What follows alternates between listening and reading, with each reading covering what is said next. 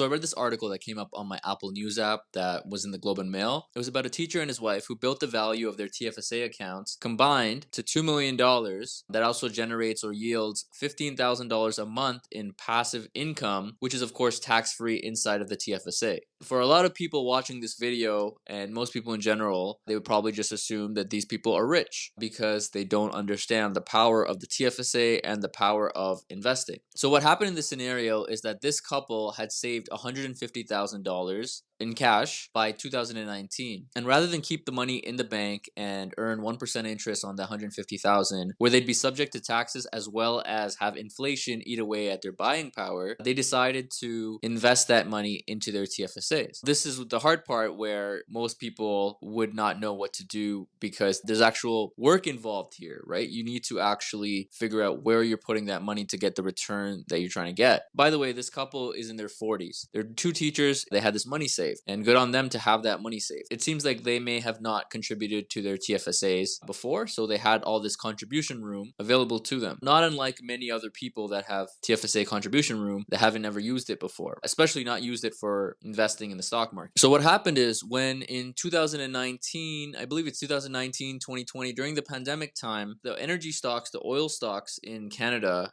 took a dive due to external factors. What this teacher did, he's a history teacher, so he understood that the best time to buy a stock or a company or invest in the market is when there are deep discounts due to panic in the market. Obviously, you don't just go and just buy the first stock that you see that's down 50%. You have to actually look at the financial statements and understand what's going on and kind of be able to interpret them. This is stuff that anybody can learn, right? We have access to YouTube. There are CPAs, CFAs, all these people with designations that have YouTube channels that teach you, and even people who have been investing and successfully investing for a long period of time and have a track record, teaching you completely for free how to read these statements on YouTube. But anyways, he knew how to make sense of the financial statements, and he understood that there was not much change in terms of the business, and the stock price had gone from $37, which is an all-time high, down all the way to $1, and it was paying a dividend of 20%. And seeing that there's no change in the business, that's where you find the deals, right? When there's a market inefficiency. The market was overreacting to what was going on with Russia and OPEC at that time, and he took advantage of that and I believe they put in $69,000 initially, and then they ended up putting in the rest after. This is between both of their TFSAs combined. What ended up happening is that grew, right? The 150,000 grew to a balance of $2 million. That stock, as well as the other energy stocks that they put their money into afterwards, grew to the point where they basically 13x their money over the course of 4 or 5 years. Now the balance of their accounts is $2 million, and this is tax-free gains. They're not selling, and as well as, tax-free monthly dividends, passive income that they can use to either reinvest or use to cover their expenses. This is what I was talking about in a previous video about achieving financial independence. $15,000 a month tax-free is life-changing money, right? And where can you get that amount of money tax-free per month? Obviously, people will say, well, how do I get $150,000? The reason I'm making this video is because this is like a crazy circumstance, right? The average person is not going to achieve this. Can you get to $2 million at some point in your life?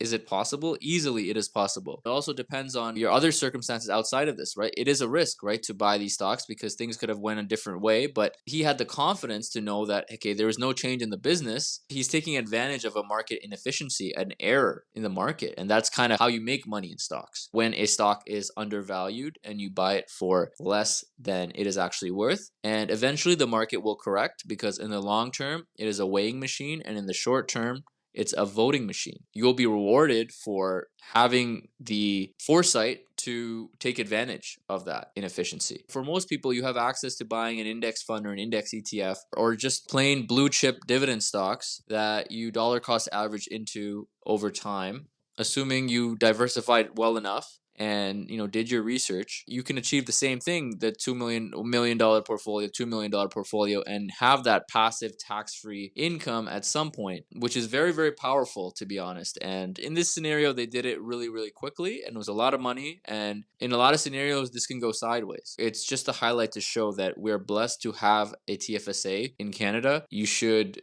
do your research and figure out how you can take advantage of it and use it to actually build wealth and achieve financial independence, because this doesn't exist in the United States. So take advantage of it. Do some research, right? The same effort that you put into your job or whatever else you may be doing on a regular basis, if you put that energy into learning about how to invest, you can take advantage of this throughout your life, maybe over the next decade or two, and achieve a similar thing. Nothing is stopping us, right? We have access to information for free on YouTube, on the internet. You have commission-free brokerages, which reduces your cost of investing and your barrier to entry. Just get knowledgeable on the TFSA and learn about the contribution room, obviously. In 2023 or 2024, the average TFSA account balance was $41,000. So people are using it, but that could be just money that's been sitting in there that's earning like 2% interest or something like that. Obviously, it starts with saving that money and putting it in the right place. Look what you can do with it. Just knowing enough about the stock market to put your money in there into the right thing at the right time when everybody else was panicking and getting out of the market, versus having that knowledge and understanding that these kind of events have happened throughout the last 50, 75, 100 years. The market has always recovered. As long as nothing material has changed in that business, you understand the overall industry. And this is why I fell in love with investing. It's very, very interesting and exciting. You